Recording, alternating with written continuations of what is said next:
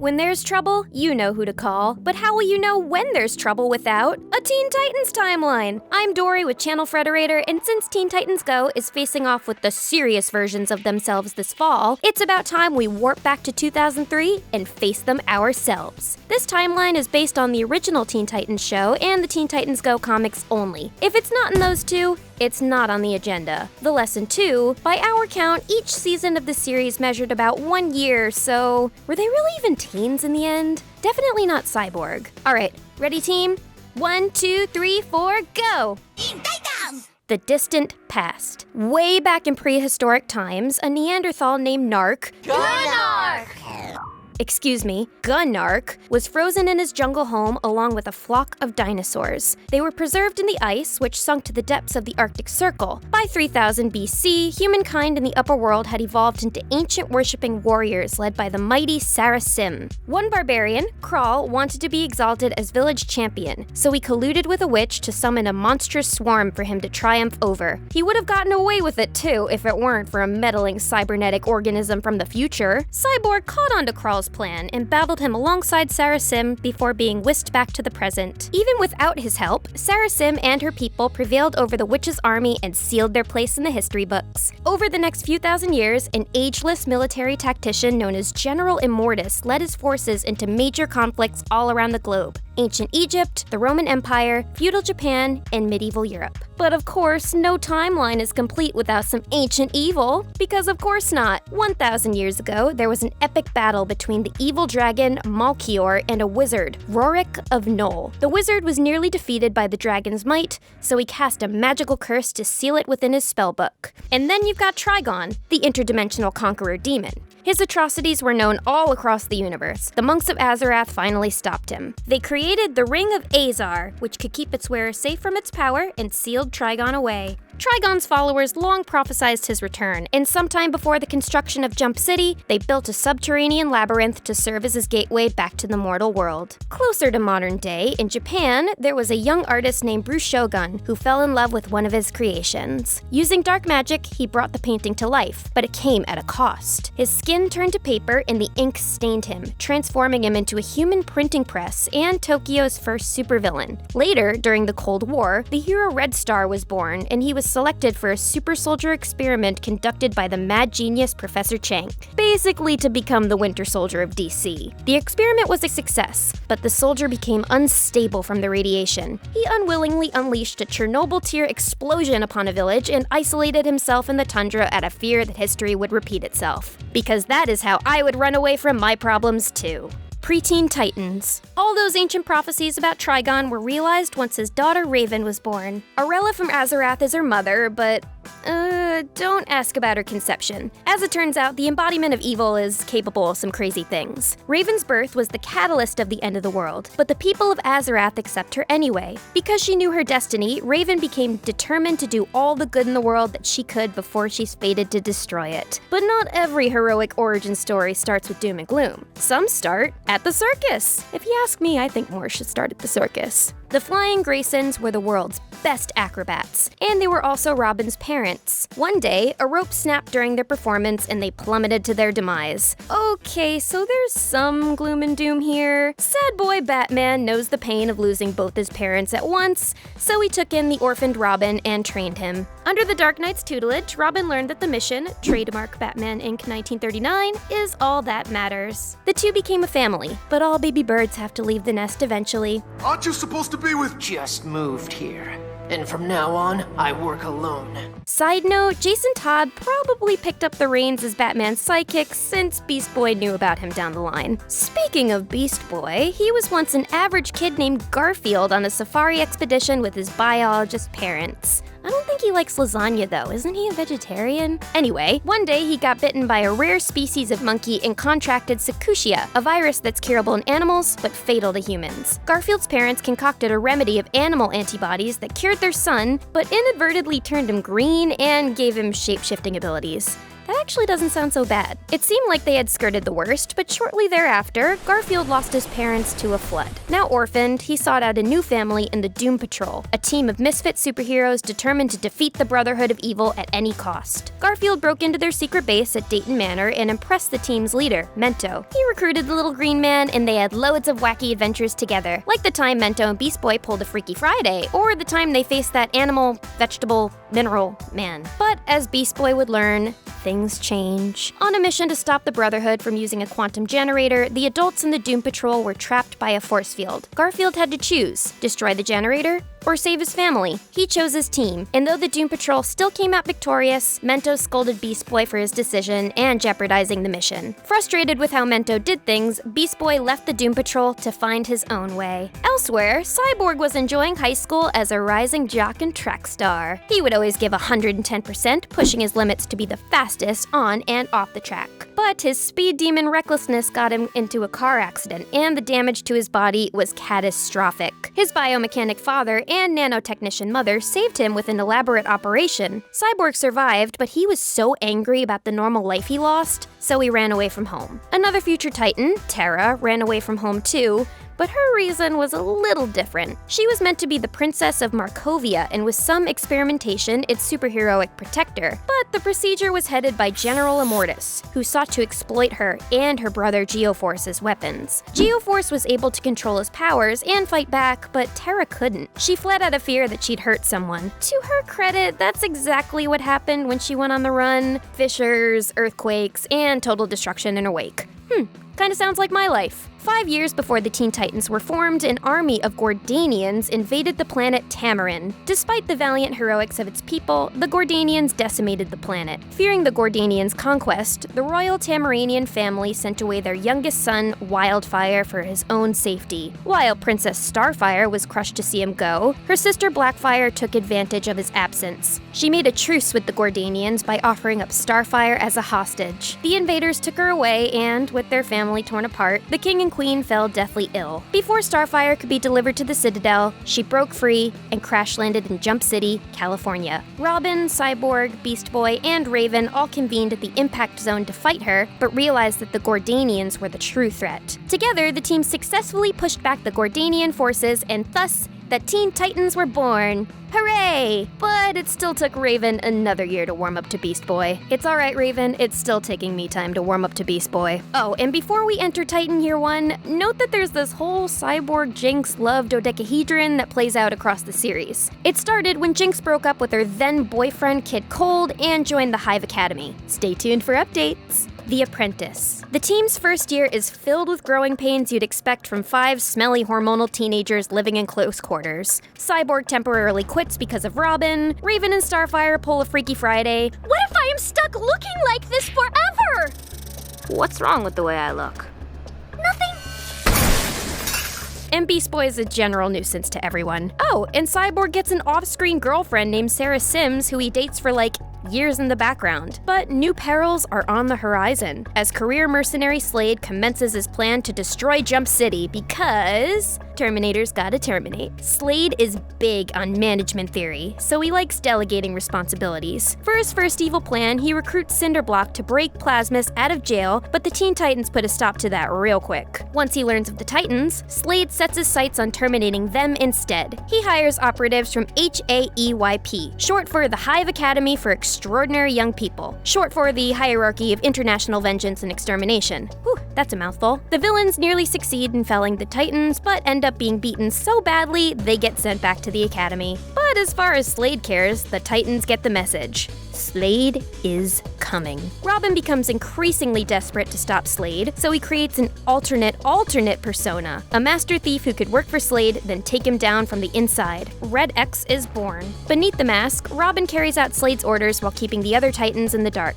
But Slade knows it's him the whole time. While Robin's team is disappointed that he deceived them, Slade sees opportunity. A team leading in management apprenticeship. He tricks Starfire, Cyborg, Beast Boy, and Raven by claiming to have a chronoton detonator, but it's just a trap to inject them with nanoscopic probes. Now their lives are in Slade's hands, which means Robin's is too. But the apprentice knows how much his master hates losing, so Robin injects himself with probes and strips Slade of his leverage, forcing him to destroy the controller. With his holistic learning exercise disrupted, Slade goes back to the drawing board. Man, I bet Slade is scratching his head wondering how he got beaten by a bunch of superpowered teenagers.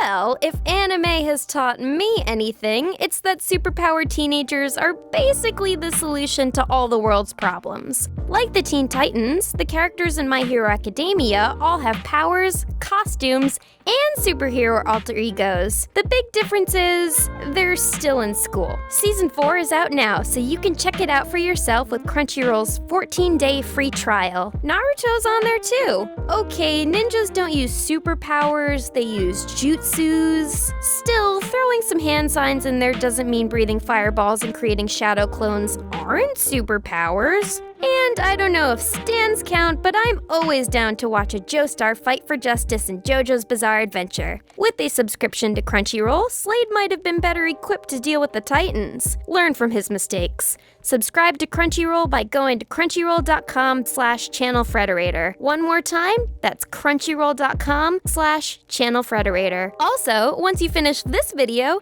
head over to our anime channel, Get in the Robot. You guys should totally watch it because I'm one of the hosts on it and, I'm adorable. Okay, moving on. The Judas contract. Slade's out of business for now, probably getting caught up on My Hero Academia, and honestly, could you blame him? So, the Titans return to catching petty criminals. But for them, even the petty criminals are time-traveling thieves. Warp comes from 100 years in the future to seal the Clock of Eternity. It's an artifact that's priceless in his time because it disappeared from the past, because he came back and took it, and then... time travel, y'all. Not even once. Anyway, he makes off with the clock, but Starfire dives into the portal after him. Then, moments later, she reemerges carrying it. Great! Let's just hope there's not a diverging timeline. Wink, wink. Moving on, Queen of the Stone Age Terra has made her way to the West Coast, and she catches Slade's attention. He's on the market for a new apprentice. When the Titans encountered her out in the desert, she looks like the would-be prey of a giant scorpion. But before they can save her, she takes matters, and a giant chunk of Earth, into her own hands. Terra looks like a promising addition to the team, and to Beast Boy's love life, but she's still insecure about her lack of control. So when Robin realizes that she doesn't totally understand her powers, Terra freaks out and deserts them. Ever the opportunist, Slade swoops in and promises to train her if she takes down the Titans, because the man can't get enough contract administration. Together, they hone her rocky abilities and turned her into the soldier that Robin could never be. All that's left for her to do is murder her friends. Terra returns to the tower as a double agent and proves her worth by saving it from a fissure. During her Titan tenure, she fights off a stadium ambush by Slade and a magic heist by Mumbo. After some time, Beast Boy builds up the courage to ask her out, and the two of them leave to discover a whole new world, including some pie that Beast Boy calls the best pie in the history of pie. I'll be the judge of that as a self-proclaimed dessert connoisseur. While they're out, a robotic militia gets through security and assaulted the tower, and Slade reveals that Terra had sold them out. The Titans overcome the invasion, but they're still demoralized that they lost one of their own to the dark side. The master-apprentice duo then pushes the team into hiding and takes over all of Jump City for a little while. Eventually, Terra comes to see that Slade, like General Immortus before him, was just exploiting her for her abilities. So, she turns on her master, knocking him into an active volcano. It takes all of her power to stop the impending eruption, and she turns into stone in the process. Luckily for him, Slade has a guardian angel, or rather, a guardian ancient god of evil. Trigon reanimates Slade's disfigured skeleton body and promises to restore him to flesh and blood if he helps incite the apocalypse. Slade accepts the deal because, well, Terminator's gotta terminate.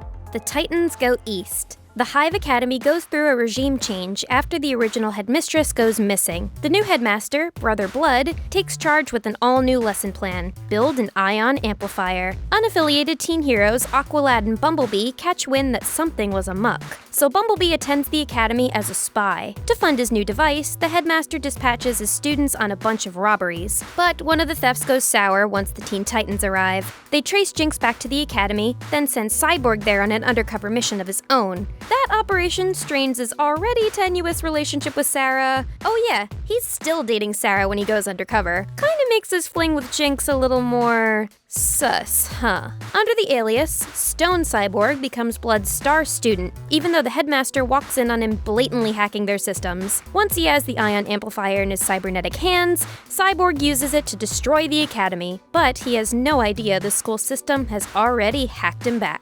Not only does Brother Blood re-engineer Cyborg schematics into a sonic resonator and a squad of cyclones, but he also has Professor Chang fashion him a creepy cyborg cosplay. Man, good thing the headmistress went missing when she had the chance. Heard she's been gallivanting classical concerts with Slade's butler. As you do. With the former headmaster still on the loose and more episodic villains to fight, it's time for the Teen Titans to expand. They found Titans East, a sister team based in Steel City that consists of Bumblebee, Speedy, Aqualad, and the lightning-fast twins, Mossy Menos. Cyborg drives out to the East Coast to help them set up, just in time for Brother Blood's vengeful return. The new team rallies together to stop the villain once and for all, and their victory inspires them to offer Cyborg a spot as team leader. Knowing that he belongs with his old friends, and Sarah, dude, come on. Cyborg declines and Bumblebee takes charge. For those of you who are already invested in the love dodecahedron like myself, Cyborg and Sarah break up after a jealous Jinx sabotages their Valentine's Day. Bad luck. At least it frees up Cyborg to flirt with the barbarian leader, Sarah Sim. Wait a sec. Sarah Sims. Anyway, the prophecy. On Raven's birthday, Slade finally reappears as the Herald of Armageddon. While the other Titans get wrapped up in his mysterious resurrection, Raven knows that this marks the beginning of the end for all of them. She conceals the truth from her friends and transports to Azarath to help her mother, but finds her birthplace in ruins. Meanwhile, the team follows a lead into the temple that Trigon's followers had built. At the central chamber, they encounter Slade again, who informs them that the gem Trigon needs to escape is missing. Before they can begin a storied quest to find it, Raven returns and tells them the truth. She's the gem. Once they learn the secret prophecy, Robin, Cyborg, Beast Boy, and Starfire make a panic room to shelter their friend when the Day of Reckoning arrives. And, it does. But the Titans are outclassed by the ancient god of evil, so Raven hands herself over to Trigon's minions so he'll spare their lives. Since Raven surrendered on her own accord, Trigon figures he doesn't have to uphold his end of the bargain with Slade. And you know how much Slade hates losing. So the actual entire apocalypse happens, and that was a whole thing. The Titans survive thanks to some magic Raven gifts them, but they still can't beat Trigon without her. So while Starfire, Cyborg, and Beast Boy stave off negative versions of themselves, Slade and Robin forge a reluctant alliance and descend into the catacombs. Robin finds Raven, but she's young, afraid, and sees the battle with Trigon as a lost cause. But the Teen Titans never give up. They team up with a newly refleshed Slade and battled the demon anyway. Seeing their strength in the face of the actual entire apocalypse, Raven stops allowing Trigon to control her and overpowers him with a giant magical flash. The fated end of the world is undone, and the embodiment of evil is finally gone. Cue that gif of, from the cabin in the woods of the little girl going like, while holding the frog. Sorry. Yes, sorry to interrupt, Dorrie, but funny story, Teen Titans Go versus Teen Titans actually premiered during the production of this video. I'm Jacob, by the way, I'm the one editing this. We just thought that we should include the movie because it is technically part of the timeline since the 2003 Teen Titans are in it, so here is the super fast abridged version, okay? After Raven destroyed Trigon, Go Trigon conspired to bring back OG Trigon by siphoning Go Raven's power so the two Trigons could take over the universe. The OG 2003 Titans get involved, unknowingly bringing back their Trigon in the process. There's a bunch of multiverse nonsense, both teams team up, both Trigons fuse, all the Ravens fuse defeating Trigon. OG Robin hangs on to the only remaining multiverse portal, but he found the Go Titans incredibly annoying, which is presumably why he never called on them again. Just thought we'd mention it because it is in the Teen Titans timeline since the Titans are in it. I'm gonna go back and crawl into my editing hole now and let Dorrie finish the video. Okay, thanks. The Brotherhood of Evil. So you'd think evil could take a breather after that, right? Like, how do you possibly follow the end of the world? Well, the Brotherhood of Evil is out to try. As always, the Doom Patrol is hot on their trail, but the Brain is 2 steps ahead and ambushes the team. He imprisons them for 5 months and makes them watch as he deforested the jungle to rebuild his quantum generator. But there's one thing the Brain didn't account for. Beast Boy. Mento sends a probe to his young former protege to alert him of their situation, and the Titans track them down. The two teams cooperate to stop the brain and shut down the generator yet again. Now, the Brotherhood of Evil realizes the threat posed by young heroes across the globe, so they launch a campaign to exterminate them. They begin their tour in Mexico by kidnapping Wildebeest, then make their way across the Atlantic to Morocco. There, Madame Rouge nabs Hotspot and shapeshifts into his likeness to trick Robin into giving her a communicator to bring back the brain. The Brotherhood brings the two captive heroes to their secret base in Paris and frees them using technology developed by Professor Chang. Man, Chang again? This guy is always lurking in the background, huh? He's like an evil Forrest Gump, I guess. Now that the brain has a communicator, he can follow the Titans' every move. Dun dun duh. And move they do.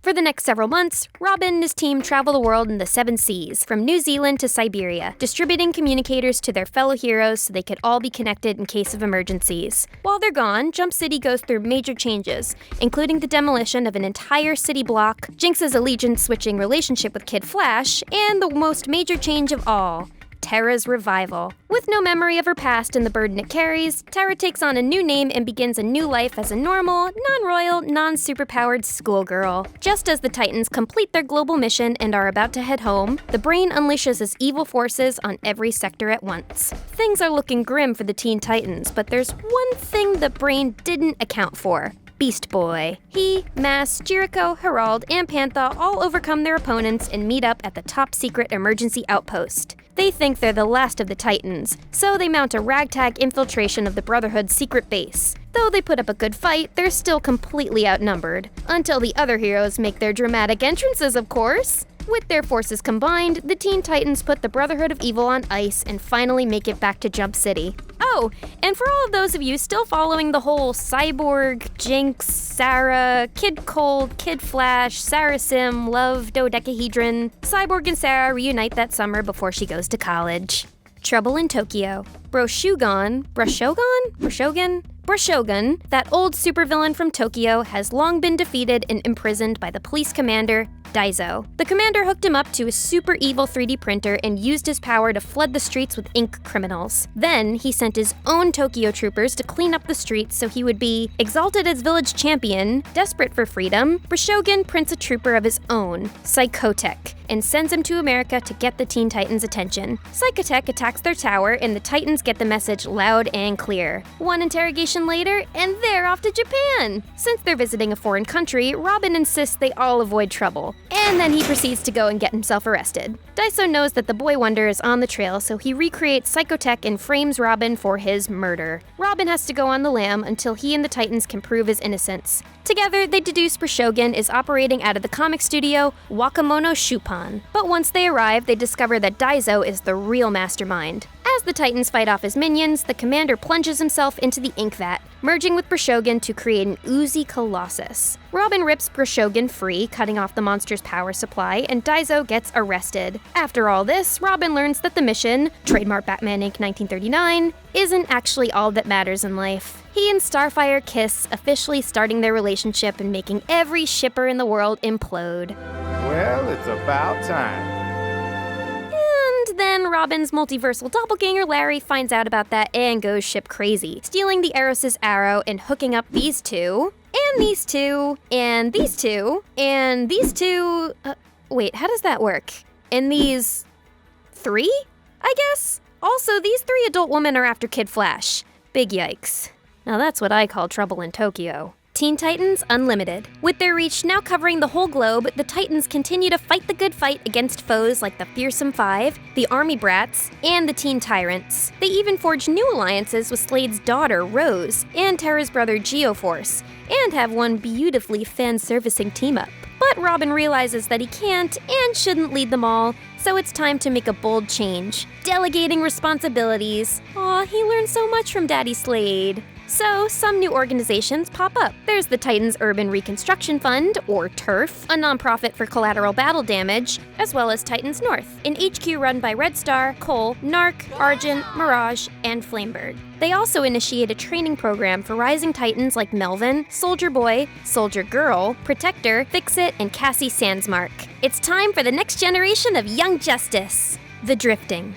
timeline be? Yeah, remember that whole warp business a while back? Turns out it did create an alternate timeline. I mean, this is a superhero universe after all. In a timeline 20 years after Warp's larceny, Starfire has disappeared and the Titans have disassembled. Robin begins a solo career under the alias Nightwing, while the others exile themselves in mopey places around the city. Then, one day, Starfire reappears, having interrupted Warp's time stream and crash-landed there from the past. She finds her old friends, and they reunite to battle Warp, breaking his time regulator and aging him backward into a baby. A real Benjamin Button situation. Cyborg then uses that tech to create a time portal and sends Starfire and the Clock of Eternity to their own time period. With the band back together, the old Titans raise baby Warp as one of their own to fight by their side as a force of good. But despite their efforts, the team can't change his fate. Warp goes back to the dark side. The re-age Warp then goes back in time again, this time to the Flying Grayson's acrobatic accident. He takes Batman's place as Robin's mentor and raises him with a white-collar brand of evil. Gambling and stock investments and such. Boring stuff. Nightwing thwarts this plan from his past, but still about 30 years into the future? Even though Warp came from 100 years into the future? But then there's also, he's here in the Brotherhood of Evil lineup. Wait, why is the witch here too? She was from like 3000 BC? My head hurts. Oh, look, there's the headmistress and Slade's butler. I'm glad that they're doing well. Okay, so, whatever. You know what, guys? Maybe timelines mean nothing. Raven and Cyborg, why don't you take it away? So, there really isn't a lesson here. Yep, it was all completely meaningless. Thanks for watching. It would mean a lot if you subscribed to Channel Frederator. And while you're at it, like the video too. I'm Dorrie with Channel Frederator, and remember, Frederator loves you.